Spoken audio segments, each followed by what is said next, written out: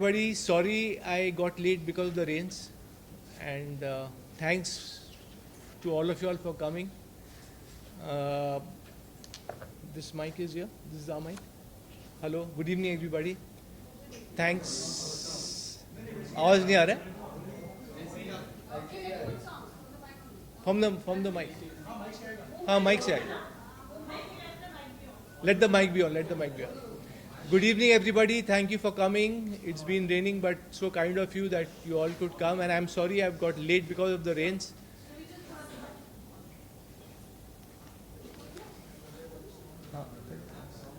हाँ अभी ऑन है. हाँ अभी ऑन है. Thank you, thank you. Good evening, everybody. Thank you for coming. It's been a rainy day. I got late, so I'm very sorry. And I had to pick up Mr. Vanjara Saab, and he would also like to speak and address this meet.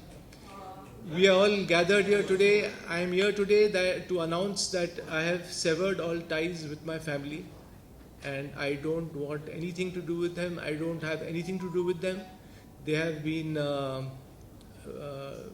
torturing me for years, and I was taking what was just coming to me. As you all know, everyone knows that a court battle was fought, which I won in the year 2008, 16th Feb, to be precise. And well, life has been a hell since 2005, because that was the time when Amir, my brother, forcefully caught me and kept me under house arrest and gave me forced medications. So all that I have been through. Well, I will At Cozy Home. at Cozy Nursing Clinic. Yeah, he was caught. I was caught and put over there for 19 days. Anyway, the details Vanjara Saab will share with you. This is Mr. Vanjara Saab. He's my lawyer and my father's friend and advocate. So Mr. Vanjara Saab will. I was looking after that case right from 2008, and being a father friend, he requested me to appear in that case and fight for the custody, because Amir was asking his custody, and we were fighting that case for practically about 12 years. 12 years. 5 months. 5 months. 5 months. 5 months. 5 months. हाँ, ये mic. And then finally the custody was given to. And finally the custody was given to Tahir Hussain Saab, and then afterward court has allowed the custody to Tahir Hussain Saab, and then afterward he requested that you should go and take the certificate from the JJ hospital. And even JJ hospital also, Mr. Faisal Khan was for 21 days. 21 days. Around 20 Around days. 21 days. And thereafter, from JJ hospital also, the clean sheet has been given, and that he is not suffering from schizophrenia. That is the only thing was there, and that was their case only, that he is mad, he is not keeping well, and that's why he has been locked up in Cozy Home for a long time. Cozy Nursing Home. Cozy Nursing Home.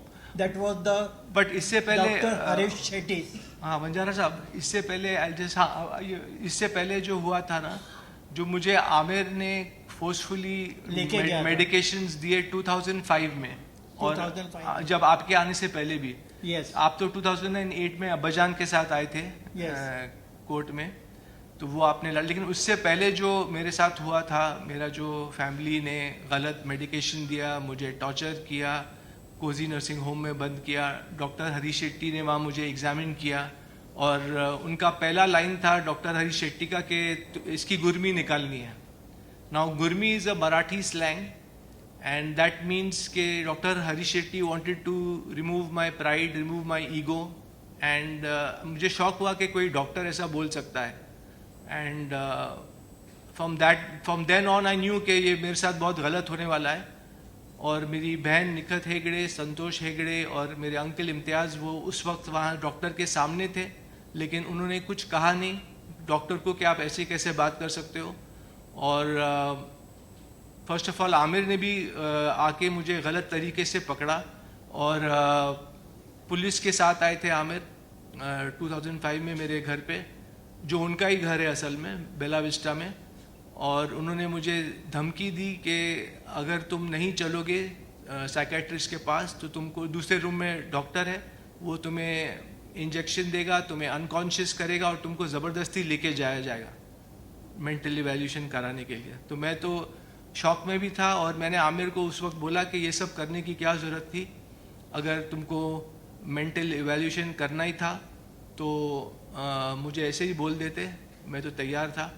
और मैं उस वक्त उनके साथ चला गया Cozi nursing home में वहाँ, और उन्होंने मेरा फ़ोन भी ले लिया, मेरे अंकल इम्तियाज़ ने मेरा फ़ोन ले लिया और मैं बिल्कुल लाचार था, हेल्पलेस था और उनके मर्सी पे था, आमिर खान और फैमिली के।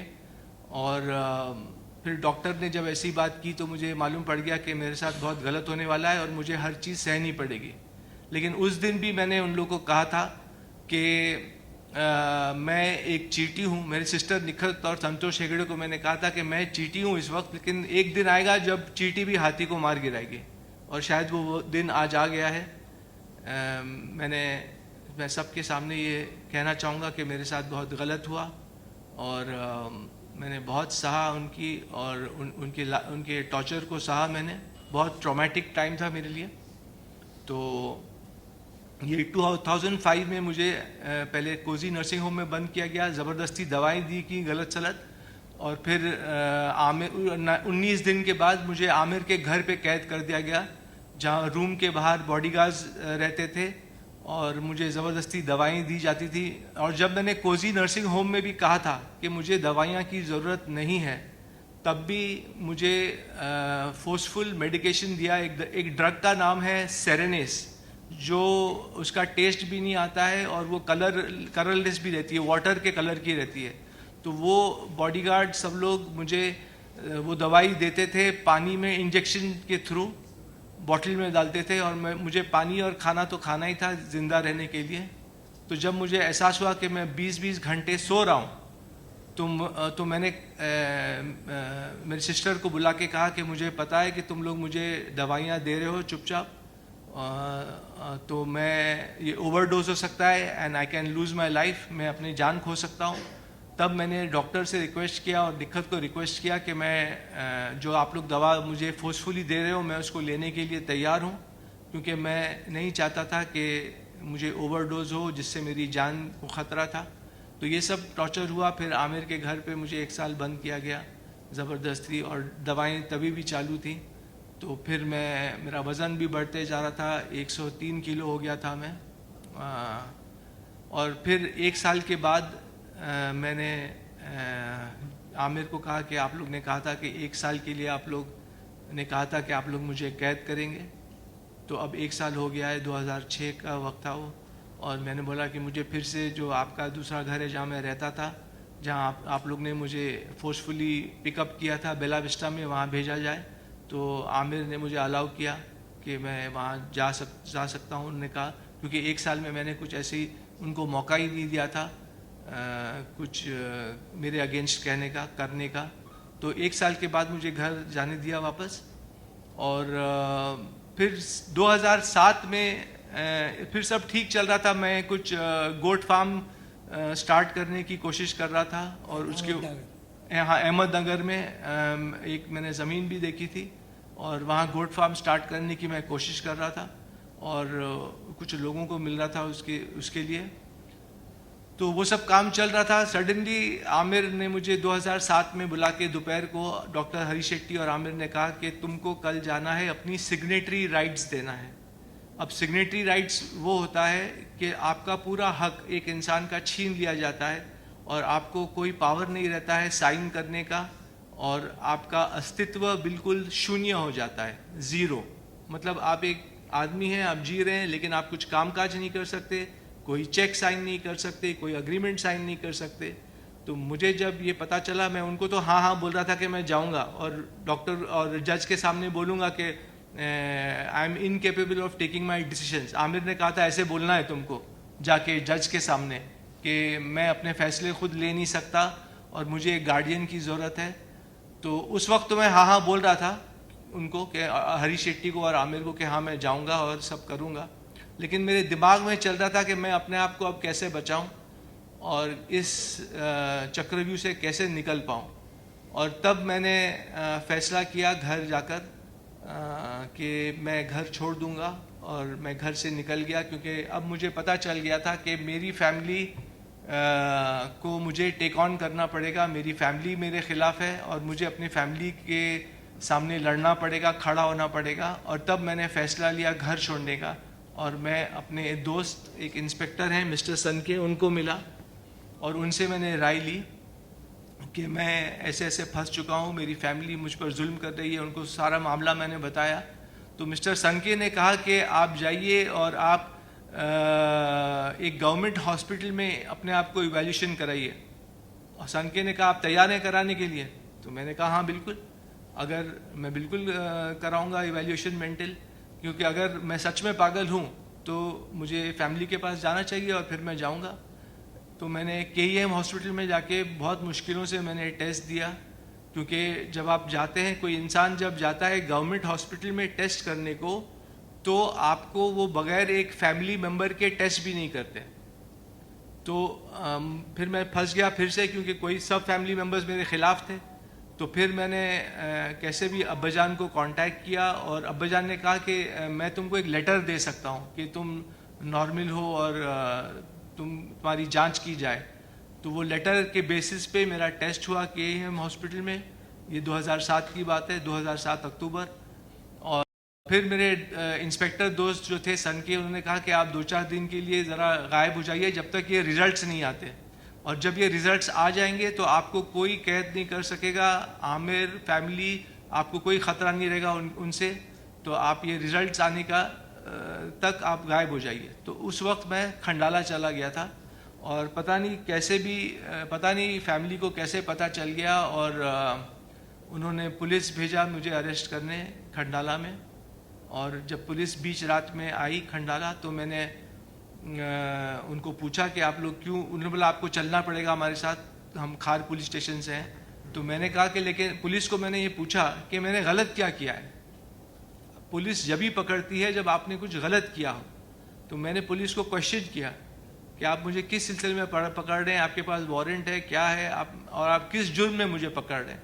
लेकिन उन्होंने कहा कि आपकी मदर और सिस्टर ने एक कंप्लेंट डाली है पुलिस स्टेशन में कि आप सोसाइटी को के लिए हार्मफुल हैं, आप डेंजरस टू सोसाइटी हैं और आपको स्किज़ोफ्रेनिया है, ये उनके डॉक्टर्स बोल रहे हैं। तो मैंने कहा ये सब झूठी बातें हैं। तो उन्होंने बोला खैर आपको चलना पड़ेगा, आप चलिए हमारे साथ। तो मुझे उनके साथ चलना पड़ा, क्योंकि वो होटल वाले ने भी बोला मुझे कि हम आपको रहने नहीं देंगे। तो ये सब हुआ बीच रात में खंडाला में और मैं पुलिस के साथ मुझे आना पड़ा। पुलिस को तो ऑर्डर मिला था कि कैसे जैसे तैसे भी फैसल को पकड़ के लेके आओ। तो पुलिस भी लाचार थी, उन्होंने मुझे मजबूर थी और उनको ऑर्डर दिया गया था कि फैसल को पकड़ के लेके आओ जहाँ से भी। तो ऐसा हुआ और मुझे पुलिस के साथ जाना पड़ा और फिर मेरा फ़ोन ले लिया गया। मैं खार पुलिस स्टेशन में सो गया और जब सुबह उठा तो मुझे मेरा फ़ोन मिला, क्योंकि इंस्पेक्टर सनके ने जो खार पुलिस स्टेशन के इंस्पेक्टर थे इंचार्ज, उनको फ़ोन करके कहा कि इनको फ़ोन दे दो वापस फैसल को। तब मुझे मेरा फ़ोन मिला और मुझे पता चला कि मुझे कोर्ट में लड़ना है केस। अभी मेरी मदर जीनत ताहिर हुसैन और निखत हेगड़े ने केस डाल दिया है आपके ऊपर, तो आपको केस लड़ना पड़ेगा। तो तब मैं फ़ोन खोल के मैंने जो ABCD ए अल्फ़ाबेट से स्टार्ट किया और मैंने फ़ोन लगाया अब्दुल रहमान को, जो देवनार चेंबूर में स्लॉटर हाउस में वो कुछ प्रेसिडेंट थे उस वक्त। तो वो मेरे साथ गोट फार्मिंग का जो मैं खोलना चाह रहा था फार्म, वो उसमें इन्वॉल्व थे और वो मुझे गाइड कर रहे थे। तो उन्होंने कुछ वक्त मेरे साथ बिताया था उस वक्त। तो उन्होंने जब सुना कि मेरे ऊपर केस आ गया है, तब मैंने उनको बोला कि मुझे एक वकील की ज़रूरत है। तो उन्होंने मुझे बोला ठीक है मैं आपको मिलता हूँ 10 बजे इधर बैंड्रा ईस्ट के कोर्ट में, और एक वकील के साथ मिलता हूँ। तो तब जाके एक वकील मिस्टर ऐसे वासिद आए, उन्होंने मेरा केस टेक ऑन किया, और फिर जब मैं कोर्ट में गया उस वक्त पेश हुआ तो मुझे पता चला कि I need some person to stand a guarantee for me. तो खैर कैसे तैसे भी करके मैंने एक इंसान आए जो मेरे लिए खड़े हुए गारंटर, और तब और तब वकील साहब ने जज साहब ने मुझे भेजा जे हॉस्पिटल में फिर से टेस्ट करने। वो तो बोलते थे कि तुम्हारी फैमिली तो बोल रही है कि तुम स्किज़ोफ्रेनिया हो, लेकिन जज साहब ने बोला हम भी कोर्ट भी देखना चाहेगा ना कि तुम पागल हो कि नहीं। तो मेरा जे हॉस्पिटल में मुझे फिर से 20 दिन के लिए रखा गया, लगभग 20 दिन, और वहाँ मेरा पूरा टेस्ट हुआ, वो फिर कोर्ट केस लड़ा गया। फिर वंजारा साहब भी मुझे मिलने आए मेरे डैडी के साथ जे हॉस्पिटल में। वहाँ मैं उनको पहली बार मिला, और मेरे डैडी ने कहा कि ये लॉयर हैं मिस्टर वंजारा, एडवोकेट, और ये तुम्हारा केस भी लड़ेंगे, मेरे साइड से खड़े रहेंगे, मतलब अब्बाजान के साइड से। और तब कस्टडी बैटल शुरू हुई। आमिर चाहते थे कि वो मेरी कस्टडी ले, आमिर और फैमिली चाहती थी कि वो मेरी कस्टडी लें और मुझे फिर से दवाइयाँ खिलाएं, लेकिन क्योंकि वंजारा साहब थे और अब्बाजान मेरे लिए खड़े हो गए थे, तो जज ने, जो नेचुरल गार्डियन होता है फादर, उनके फेवर में डिसीजन दिया और मुझे कस्टडी मेरे फादर को मिली। और जज साहब ने ये भी कहा, मैंने आप लोग को एक वर्डिक्ट भी दूंगा, जो कोर्ट का वर्डिक्ट है वो आप लोग उसके थ्रू जा भी सकते हैं, कि कोर्ट ने मुझे क्लीन चिट दी है, मैं केस जीता। और जज साहब ने मुझे एक तो टेस्ट कराया जे में, और फिर मुझे कुछ कंडीशंस रखी थी कि मैं रोज़ जाके पुलिस स्टेशन में हाज़िरी दूं, और जो भी जज साहब ने कहा था मैं पूरा उसके ऊपर मुकम्मल उतरा और मैं सब करते गया। और फिर जब अब्बाजान के ऊपर प्रेशर पड़ा मॉनिटरी, तो अब्बाजान ने भी मेरा साथ छोड़ दिया और उनका पैसा पानी बंद किया गया फैमिली के थ्रू। तो ये सब हुआ और अब्बाजान ने मेरा साथ छोड़ दिया, लेकिन ऊपर वाला है। तो जज साहब ने बोला कि मैं आमिर को कस्टडी नहीं दूंगा, मैं फैसल को छोड़ दूंगा टू लिव अ लाइफ। तो जजमेंट में उन्होंने लिखा है कि पर्पसली ही left me alone to see how I react in society and how I deal with society. तो ये जज साहब का बहुत अच्छा एक फैसला था और उन्होंने मुझे जीने दिया, मैं जी रहा था। तब तक केस भी चल रहा था, मैं सब सोशल एक्टिविटीज़ कर रहा था, उसका प्रूफ मैं जज साहब को दे रहा था हर हियरिंग पे कि मेरी क्या क्या एक्टिविटीज़ हैं। और फिर केस चला, और फिर 4 महीने के बाद फेब 16 को मुझे वर्डिक्ट दिया गया। जज ने कहा कि you are a normal person and you can live your life freely as a Indian citizen and you don't have paranoid schizophrenia. और ये सब करके मुझे एक क्लीन चिट मिली, मैं केस जीत गया, केस मेरे हक में गया, और तब मैं अपने कामों में फिर से लग गया। तो ये पूरी स्टोरी थी। और जो मेरे साथ हुआ, तो मुझे बहुत टॉर्चर सहना पड़ा इस दौरान। फिर मैं घर से बाहर रहा और बस ज़िंदगी चलती गई। मैं अपने काम काज में व्यस्त हो गया, बिज़ी हो गया, काम ढूंढने की कोशिश कर रहा था। उस दौरान कुछ लोग पूछते हैं मुझे कि मुझे पैसा कहाँ से मिल रहा था, मैं कैसे जी रहा था। तो मेरी कुछ पॉलिसीज़ थी, LIC पॉलिसीज़, PPF फंड, जो मैंने तोड़ा। फिर एक शख्स थे हारून भाई, जिन्होंने मुझे जिनको मेरी कहानी पसंद आई, उन्होंने मुझे साइन कर लिया था उस वक्त एक पिक्चर के लिए।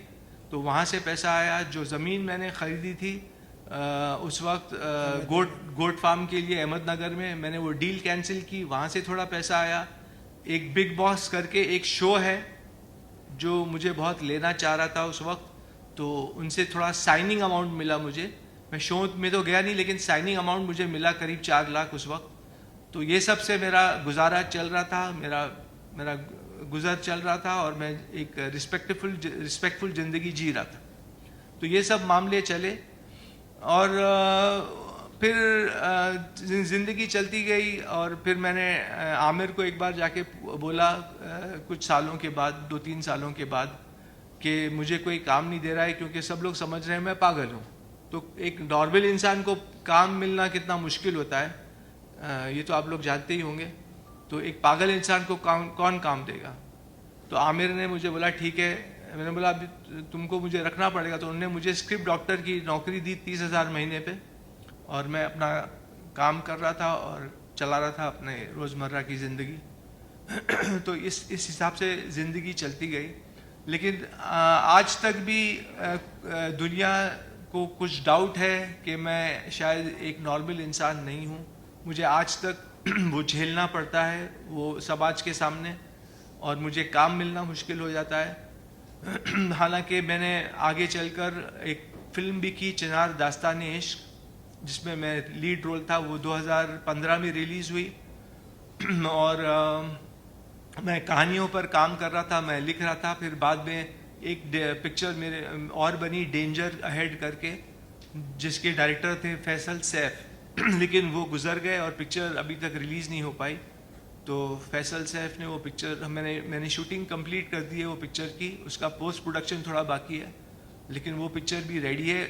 इस बीच में मैंने सोचा कि दुनिया जो भी सोचती है मेरे बारे में कि मैं मेंटल इंसान हूँ, मैं पागल इंसान हूँ, कोई बात नहीं, मैं अपने काम से प्रूव कर दूंगा कि मैं क्या हूँ।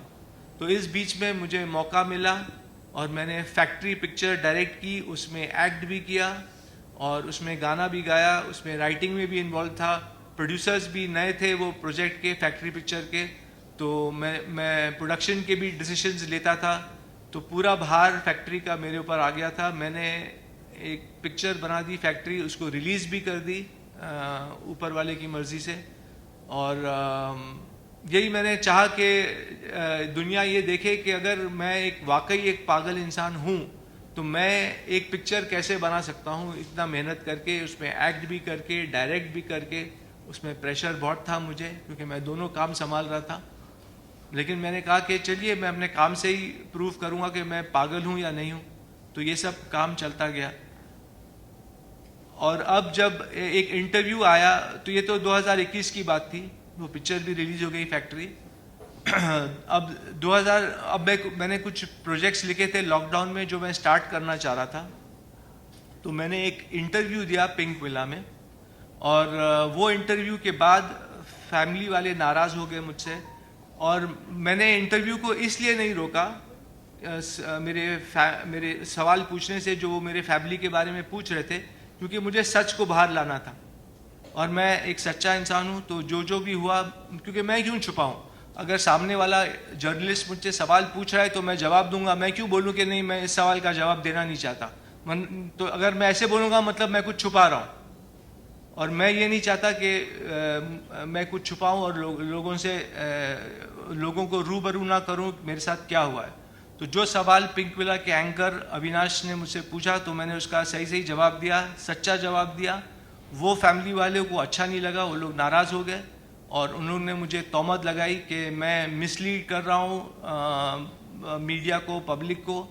और उन्होंने और भी मुझ पे इल्ज़ाम डाले। सारे फैमिली वाले मेंबर्स ने साइन किया वो लेटर बोलिए या इंटीमेशन बोलिए, प्रेस को जो उन्होंने दिया था कुछ दिनों पहले। तो मैंने फिर उसका जवाब ये दिया कि मैं फैमिली से अलग हो रहा हूँ, और मैं ऐसी फैमिली में चाहता नहीं जो मुझे नुकसान पहुँचा रही है, जो मुझे हार्म कर रही है और मुझे रोक रही है आगे बढ़ने से। तो इससे बेहतर मैंने ये समझा कि मैं फैमिली से ही अलग हो जाऊं और दूर हो जाऊं। तो इसलिए मैंने पब्लिक नोटिस जारी की न्यूज़पेपर्स में, जिसमें ये कहा है कि मैं अपने फैमिली से दूर हो रहा हूं, अलग हो रहा हूं, और मैं अपना फ्रीडम फ्री ज़िंदगी बग़ैर किसी प्रेशर के मैं जीना चाह रहा हूं।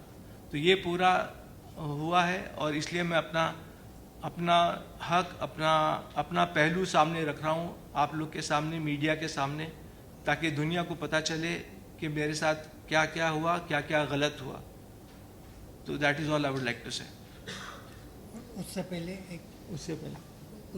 वो जो आपने ताहिर हुसैन साहब का वो जो बीमारी हुई थी और वो हॉस्पिटल में थे, आप बताइए।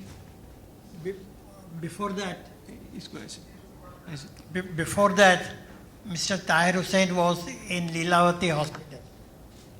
He asked me Mr. Vanjara,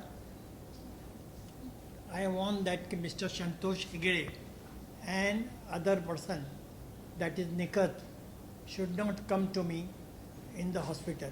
I don't want to see them, their faces, and want to take off anyone advice. You please see that they should not come. That was the person, Santosh Hegde and the Nikat, as they were involved with the family members and teaching them bad things and putting the bad things in the Amir ears. So it's what he wanted, that they should not come to in the hospital. But according to me, being a Amir, though he is an intelligent person, make a good film also, and he came under their impressions and listened to them, especially Santosh Hegde and Nikat. That is the only thing I want, and I want to request you that accordingly, on the point of now that Mr. Harish Shetty, he is a renowned psychiatrist. I will be seeing that on that point, and will be writing to the medical council that his license to be cancelled as a doctor. That is our request. That is, I am telling on behalf of Mr. Faisal Khan. That we will be doing, and after that, after the public notice, we wanted to file a writ petition in the Honorable High Court after the 30 days of the public notice, and accordingly notice will be issued to them, and in that writ petition they have to file their affidavit. There is no alternative. They have to come out openly and say that, and once we'll get the writ petition filed in the High Court, then we'll get, inshallah, good order accordingly, which we have got from earlier from the Bandra 9th Court on 16 to 2008. I think so, 16 to 2008. Feb 16th, 2008. 16 to Yeah, yes, Feb 16, 2008. And I have got the copy of that also. इनको भी copy दी जाएगी And सब I will be giving this copy to everyone. दूसरी बात यह है कि एक पॉइंट में आप लोग को एक और बताना, इम्पोर्टेंट पॉइंट ये था कि in between mister Tahir Hussain साहब was very much sick. Tahir Hussain Saab very much sick. या मैं पकड़ता हूँ Tahir Hussain Saab very much sick, and then he was not able to control his urine. So Amir Khan and Nikat and Santosh Hegde forced Mr. Tahir Hussain Saab that you first give. There was one woman to whom he has got married earlier, that is Mrs. Shahnaz. She was a Bori. You give divorce to her, and then only we'll take you to the hospital, and then we'll see that your medical treatment will be given. That is a very bad thing which I came to know afterwards, but because I was not involved in the family matters and all these things, but I came to know in the last time from the mouth of the Mr. Nasir Hussain Saab. That is the only thing. And I asked him that you married Mr. Shahnaz, so what was your mahar and iddat amount? Whether you have paid or not. So bole, no, I have not paid. That is a pressure, and that was these things on my head which I have to do it. But unfortunately, he could not do it. That is the only thing. And then after High Court, filing in the petition in the Honorable High Court. Then accordingly we will move to the Medical Council to cancel the license of Mr. Harish Shetty, who is the renowned psychiatrist. That is my humble thing which I want you people to mention in your press conference. Thank you. और दूसरी बात ये है कि आप लोग पूछेंगे कि फैमिली ऐसे ही क्यों टॉर्चर करने लग गई। तो जो मेन मुद्दा था, मेरा एक डाइवोर्स हो चुका था। मेरा एक शादी हुई थी 2002 में एक लड़की के साथ, और 2002 जनवरी में मैं उनको मिला था, वो लड़की को। फिर अगस्त में मेरी शादी हुई और दिसंबर 2002 में मेरा डिवोर्स हो गया। तो तब से मेरा फैमिली प्रेशर डाल रहा था मुझ पर कि मैं मेरी आंटी से शादी करूं, फैमिली में मेरी मदर की फर्स्ट कज़न, और मैं ये बिल्कुल नहीं चाह रहा था। तो उन लोग ने उस वक्त से मुझ पर प्रेशर डालना शुरू किया, और वो प्रेशर डाल के उस वक्त से उन्होंने मुझे प्रेशर डालना शुरू किया कि शादी कर लो, शादी कर लो, शादी कर लो। और मैं अपने काम में लगा था और मैं बिल्कुल इंटरेस्टेड नहीं था शादी करने में। तो उसको लेके फैमिली के साथ मेरे काफ़ी बहस उज्जत होती थी, अनबन होती थी। तो इसलिए मैं फैमिली से दूर रहने लगा था, क्योंकि अगर मैं वहाँ बैठता तो लड़ाई झगड़ा होता, और मुझे लड़ाई झगड़ा बिल्कुल पसंद नहीं है। तो इस मुद्दे को लेकर मैं फैमिली से दूर भी जाने लगा था। और तब उन लोगों ने ये कहा कि ये पागल हो गया है, क्योंकि मैं फैमिली को नहीं मिल रहा था। मैं पूरी दुनिया में उठ रहा था, बैठ रहा था, लोगों को मिल रहा था, सिर्फ फैमिली से अलग था। तो फैमिली को ये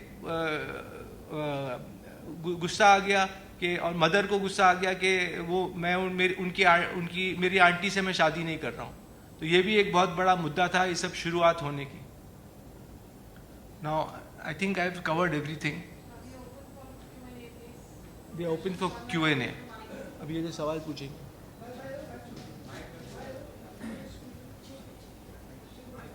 कौन सा भाई?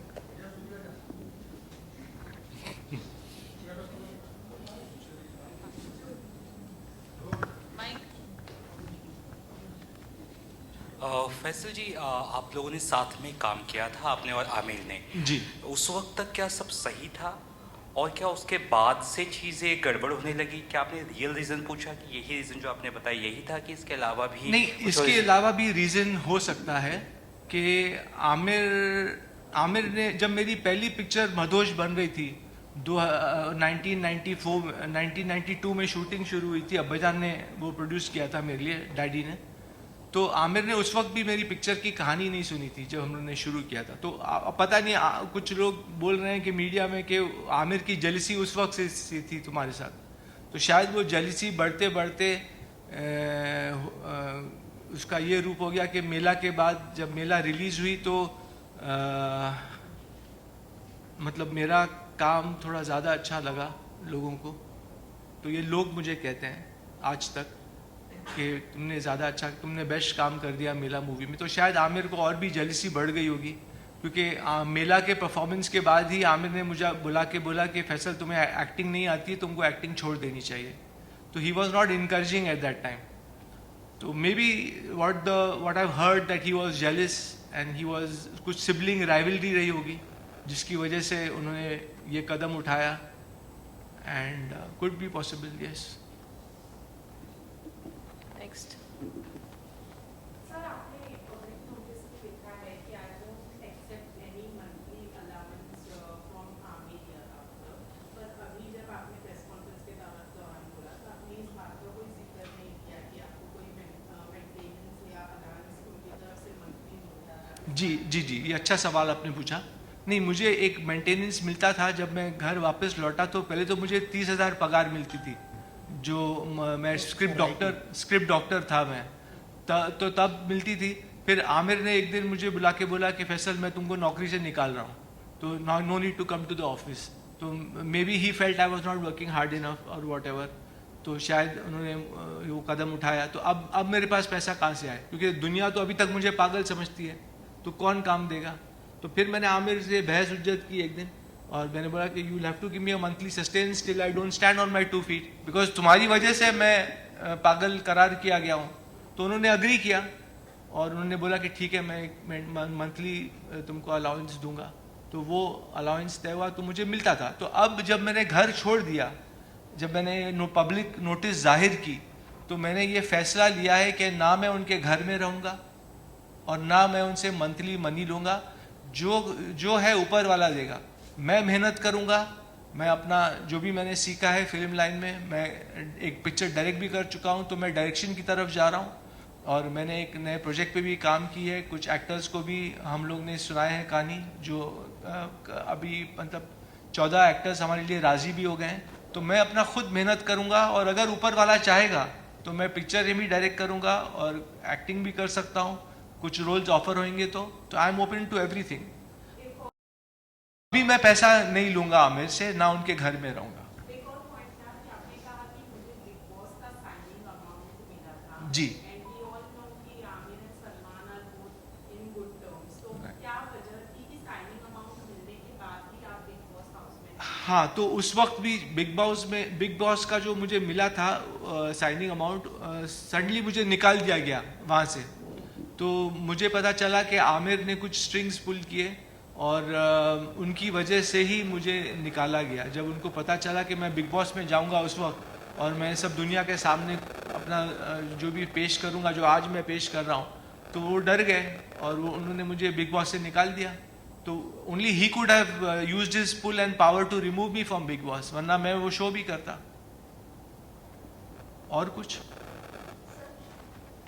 मेरा सवाल आपसे, जिस तरह से फॉल्स एलिगेशन और चार्जेस लगाए गए हैं फैसल पर, पुलिस फैमिली और अनसाउंड माइंड डिक्लेयर किया है उनको, बट कोर्ट के वर्डिक्ट ने उनको फ्री और फिट एंड फाइन कर दिया है।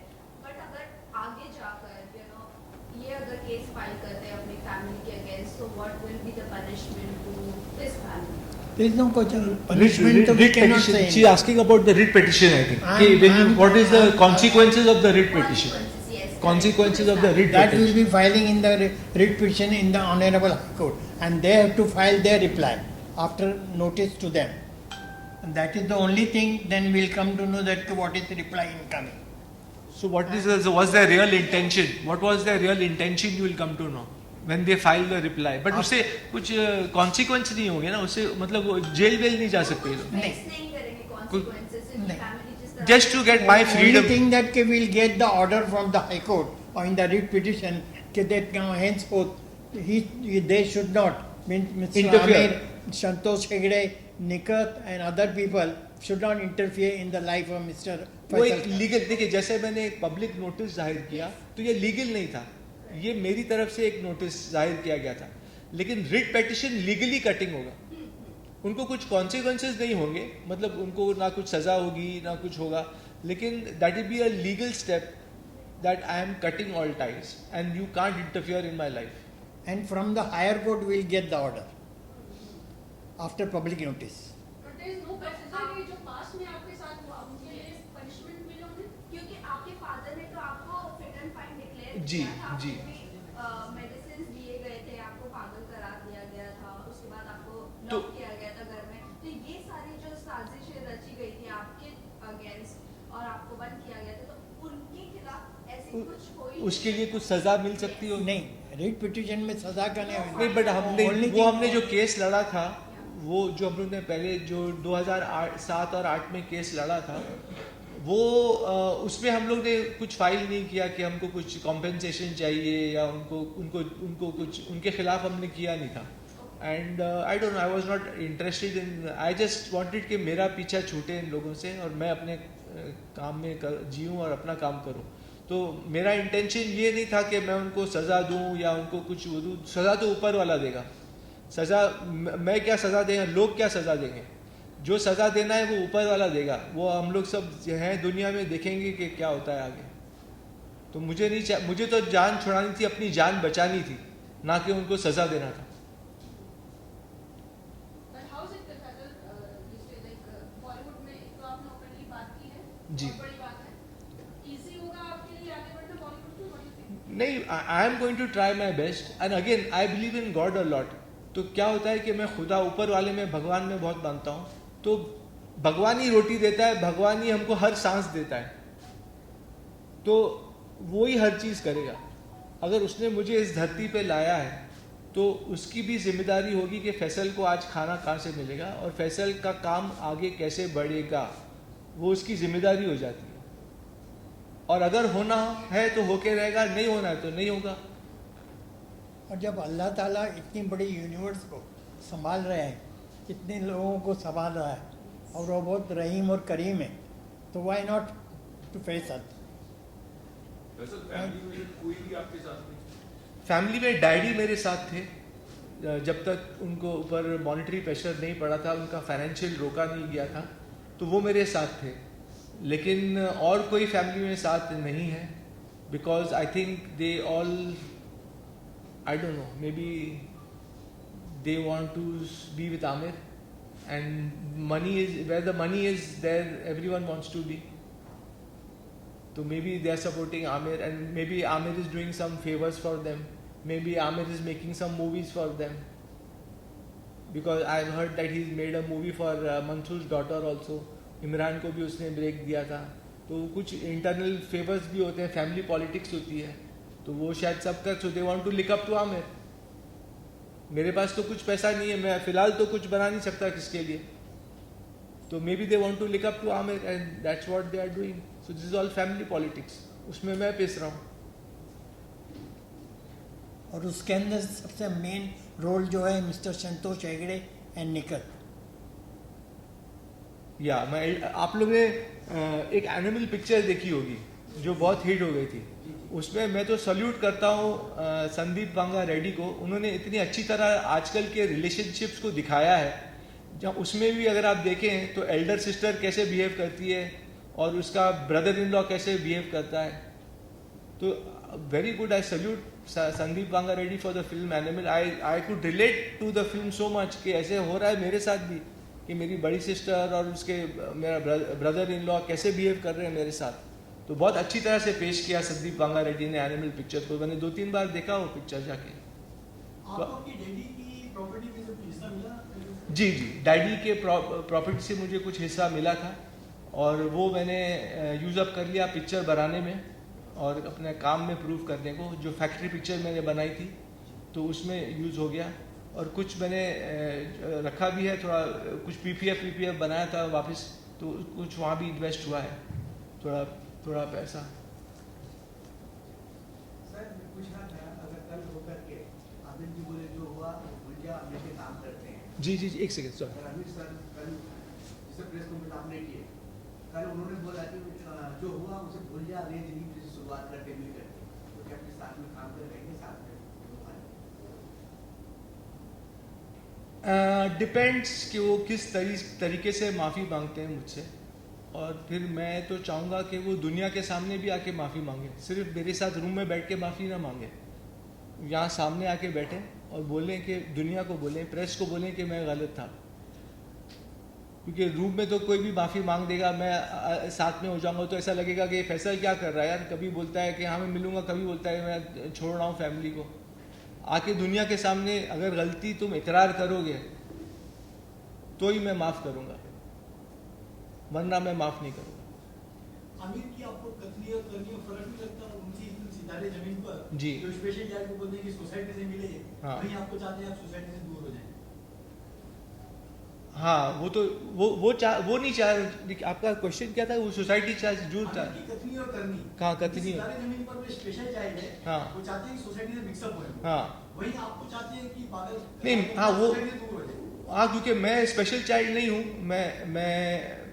मैं तो वैसा नहीं हूँ, लेकिन वो मुझ पर जुल्म करना चाह रहे थे, शायद जेलिसी की वजह से। जो इन साहब ने कहा अभी कि शायद जेलिसी होगी कि फैसल मुझसे आगे ना बढ़ जाए कहीं, तो मैं तो स्पेशल चाइल्ड नहीं हूँ, तो वो मेरे लिए स्पेशल नहीं, वो नहीं, केस अलग हो जाता है। उनके सिबलिंग राइवलरी उनका सामने आती है और वो चाहते हैं कि इसको स्कॉच करो, इसको आगे बढ़ने ना दिया जाए। Because he could have helped me when I made Factory movie also. I went to him कि यार ये पिक्चर मेरी कोई OTT में बात करिए आप, तो he didn't help me that time also. तो he is not helping me, he is harming me on every level. तो that's why I am declaring myself that I am cutting away all ties with him and my family. Anyone else? और एक और बात मैं कहना चाहूँगा कि जब फैमिली से मैं नाराज़ हुआ था तो मैंने एक लेटर लिखा था, और उस लेटर में मैंने, क्योंकि फैमिली मुझे बोल रही थी कि अरे यार तुम शादी करो, बहुत प्रेशर आ रहा था हर तरीके से, आंटी के साथ। हाँ, मेरी आंटी के साथ। तो मैंने एक लेटर भी लिखा, उसमें मैंने ये लिखा, मैंने हर फैमिली मेम्बर की मैंने उसमें लिखा कि तुम क्या हो, तुम क्या हो, तुम क्या हो। मतलब जैसे मैंने बोला निखत की 3 बार, मैं निखत एल्डर सिस्टर की 3 बार शादी हो गई, आमिर का शादी हुआ था, डाइवोर्स हो गया रीना के साथ, और फिर उनका रिलेशन था जेसिका हाइंस के साथ जिसका उनका इलीगल बच्चा भी है, आउट ऑफ वेडलॉक। तो वो सब मैंने लेटर में लिखा था। किरण के साथ he was living in that time. फिर my father had got married twice, फिर my cousin sister had got married twice and divorced and married and divorced and married. तो मैं बोल रहा था यार तुम लोग मुझे क्या सलाह दे रहे हो, मतलब let me live my life how I want. तो उस लेटर में मैंने काफ़ी उनको सुना भी दिया, थोड़ा अब्यूजिव लैंग्वेज भी यूज कर दिया क्योंकि मैं गुस्से में था, तो वो भी उनको बुरा लग गया होगा शायद कि ये तो अपना सच्चाई बोल रहा है, अपने साथ जो सच्चाई बहुत कड़वी होती है, तो वो फेस नहीं कर पाए। तो ये सब लेटर पे मैंने लिख दिया, तो उन लोग का गुस्सा बढ़ गया, इसलिए लड़ाई झगड़ी बनाया, छोड़ो मिलते ही नहीं। तो अब वो लोग प्रेशर डाल के बोला ये पागल हो गया, इसको पागल घोषित कर दो। तो ये सब फैमिली पॉलिटिक्स की वजह से ये सब हुआ था। तो आई think I have given quite a bit of explanation. और कोई सवाल है? नहीं, सही भी होंगे, नहीं सही है, इल्जाम नहीं है। What is the fact I से? क्योंकि कोर्ट का हमको वर्डिक्ट मिला है, हम इल्जाम नहीं लगा रहे हैं, ये हुआ है सब। अभी हाल फिलहाल में हमने ये देखा कि आमिर खान ने उनकी टीम की तरफ से एक स्टेटमेंट आया था जी, उसके बाद आप लीगली जा रहे हैं आगे? नहीं, जो स्टेटमेंट आया था उसके बाद ही तो मेरा स्टेटमेंट आया कि मैं पब्लिक नोटिस दिया कि I am cutting all ties, I don't want to be with liars and all that. तो they are liars and they are misleading the press and the public. So I am cutting out all ties because they give a wrong reaction that I was lying. So I do not mix with hypocrites and liars. And that's why I gave the public notice that I want to cut all ties with the family. And मेरा verdict भी आप लोग पढ़िएगा क्या है। Public notice के बाद आमिर खान के फैमिली की तरफ से किसी का कॉल आया आपको? आज मेरी बहन का फोन बहुत आ रहा था, फरत का, because I was holding a press conference. I've got the on my phone. I can show you how many times she's called me. Why were they scared that I should not come and speak my mind out and my heart out? अगर तुम लोग में दम है तो तुम लोग भी प्रूफ करो। अगर तुम बोलते हो कि फैसल पागल है तो प्रूफ करो, खाली बोलो मत कि ऐसा हुआ, ऐसा करता था, वो करता था, प्रूफ लाओ। बिकॉज एंड देन वो प्रूफ उन्होंने कोर्ट के टाइम क्यों नहीं पेश किया? कोर्ट केस जब चल रहा था तब प्रूफ देना चाहिए था। अभी वो लोग भी आके कुछ भी बोल सकते हैं कि अरे फैसल ऐसा था, ऐसा करता था, ये करता था, तो कोर्ट में पेश करो ना। At the time that when the case was going on in 9th Court Bandra, which finished on 16th of Feb 2008. In that also that they have not said anything. Nothing. So they will be fabricating. If they say anything, they will be fabricating stories. So let them fabricate. Then I will also answer.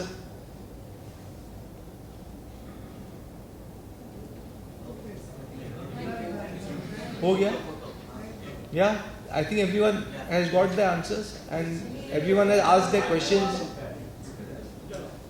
जी जी आपने नीला picture में बहुत अच्छा काम किया था, तारीफ भी थी, सब हुआ था। जी, आपको दूसरे किसी निर्माता या निर्देशक ने कभी कोई ऑफर किया काम करने के लिए?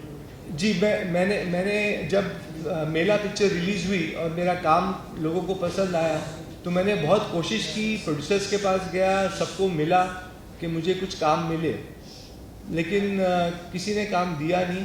तो फिर मैं मायूस होकर मैंने सोचा चलो बड़े प्रोडक्शन हाउस, बड़े लोग नहीं दे रहे हैं तो मैंने कुछ छोटी पिक्चरें की, क्योंकि छोटी पिक्चर भी कभी कभी निकल जाती है। तो मैंने बस्ती, काबू, बॉर्डर हिंदुस्तान का, चांद बुझ गया, ये सब पिक्चरें की। उस वक्त छोटी पिक्चरें थी, लेकिन मैंने सोचा कि चलो काम करते रहो, क्या पता क्या हिट हो जाए। तो मैंने काम नहीं रोका। फिर मैंने जब छोटी पिक्चरें मेरी नहीं चली तो मैंने टीवी सीरियल के तरफ भी मैं गया, मैंने आंधी टीवी सीरियल किया। तो मैं लगातार कुछ ना कुछ काम कर ही रहा था। उस बीच में ये प्रॉब्लम शुरू हो गया, शादी करो शादी करो शादी करो वाला। तो फिर वो सब प्रॉब्लम शुरू हो। या सर आपने 18 साल की उम्र प्रेस मीटिंग करी। नहीं, मैं जब देखिए क्या होता है ना, हर चीज़ का एक वक्त मुकर्रर है। जब मैं केस जीता तो उस वक्त भी मैंने सोचा था कि शायद मैं करूँ, मेरे दिमाग में ही नहीं आया कि मुझे प्रेस कॉन्फ्रेंस करना चाहिए, क्योंकि मैं स्कीमिंग आदमी नहीं हूँ, मैं शातिर नहीं हूँ। तो मैंने सोचता था कि यार कभी आएगा कि नहीं बाहर के लोगों को मालूम पड़ेगा कि नहीं कि मेरे साथ क्या हुआ है। लेकिन मुझे क्या लगता है कि हर चीज़ का एक वक्त मुकर्रर है ज़िंदगी में, वो मेरे हाथ में भी नहीं है। तो वो इतने साल के बाद, अभी जैसे मैंने एग्जाम्पल देता हूँ आपको। मैं असिस्टेंट डायरेक्टर के तौर पे इंडस्ट्री में आया था, क़यामत से क़यामत तक, जोई था वही सिकंदर और तुम मेरे हो। लेकिन फिर मैंने डायरेक्ट किया फैक्ट्री इतने सालों के बाद। तो क्यों किया वो भी मुझे नहीं, मैं तो डायरेक्शन में जा रहा था, बट पता नहीं, मैं उस बाद एक्टिंग में चला गया। अब वो क्यों हो रहा है वो ऊपर वाला जानता है। आज वो प्रेस कॉन्फ्रेंस होना था तो हो गया, और आप लोग सब यहाँ हैं। और जब वक्त, हर चीज़ का वक्त मुकर्रर है ज़िंदगी में, जैसे ज़िंदगी और मौत का भी वक्त मुकर्रर है। आप ये नहीं बोल सकते कि मैं कल मर ही जाऊँगा या मैं कल पैदा ही हो जाऊँगा, वो मुकर्रर है वक्त, वो होना है तो वो होगा। मेरे साथ जो होना था, मुझे फैमिली के थ्रू होना था, तो आई वेंट, होना था। अब मैं नहीं बोल सकता क्यों हुआ, वो तो ऊपर वाला ही जानता है कि क्यों और कब क्या होना है। आप इतना आध्यात्मिक की बात कर रहे हो, जी। आपकी बातों में इतना बार-बार आ रहा है कि ऊपर वाला देगा, गॉड देगा। जी। तो आपको इतना कॉन्फिडेंस है कि ये मीटिंग करने के बाद, कॉन्फ्रेंस करने के बाद मुझे बेनिफिट होगा? बेनिफिट तो मैं नहीं चाहता हूँ, मैं खाली चाहता हूँ कि मेरा नाम क्लियर हो। मैं नहीं चाहता हूँ कि ये प्रेस कॉन्फ्रेंस इसके लिए नहीं है कि मुझे काम मिल जाए, तो मेरा काम देखकर ही काम मिलेगा मुझे, और वो वही है कि ऊपर वाला ही देगा। ये बेनिफिट ये नहीं है, बेनिफिट ये है कि मैं मेरी फैमिली से दूर हो रहा हूँ, ये मैं उसकी तरफ लीगल स्टेप्स भी लेने वाला हूँ। तो ये प्रेस कॉन्फ्रेंस उसके लिए किया गया है कि भाई मेरे फैमिली वालों, मेरे पीछा छोड़ो, और जो मेरा नाम खराब किया गया है वो सच जाहिर हो दुनिया के सामने, इसके लिए किया गया है। Okay, thank you, thank you, thank you everybody. जी खड़े होके आइए।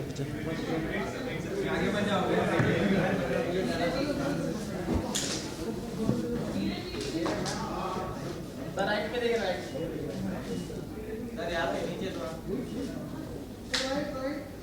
राइट पेपर के साथ, पेपर के साथ वो पेपर, वो वाला वर्डिक्ट पेपर दे वांट। हाँ दिया इनको। हाँ दिया है। ये बच्चा, ये इसको पकड़िए आप, आने side. So one on this side. So one on this side. एक वो तो उनको दे दिया है, ऐसे यहाँ देखिए।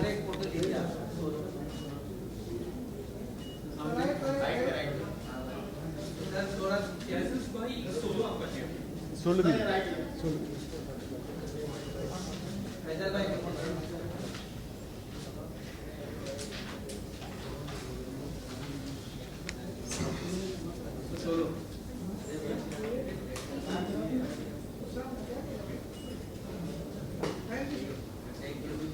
Thank you, thank you, thank you. बहुत सब नहीं, बहुत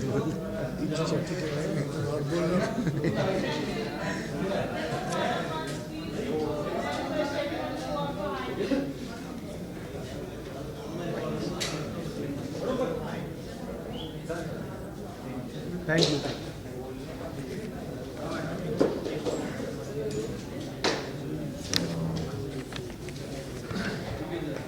ये देखिए, हरीश शेट्टी के बारे में बोल देता हूँ। वो बोलूँ, मेहर के बारे में बोल दूँ। नहीं, या आई कम देयर।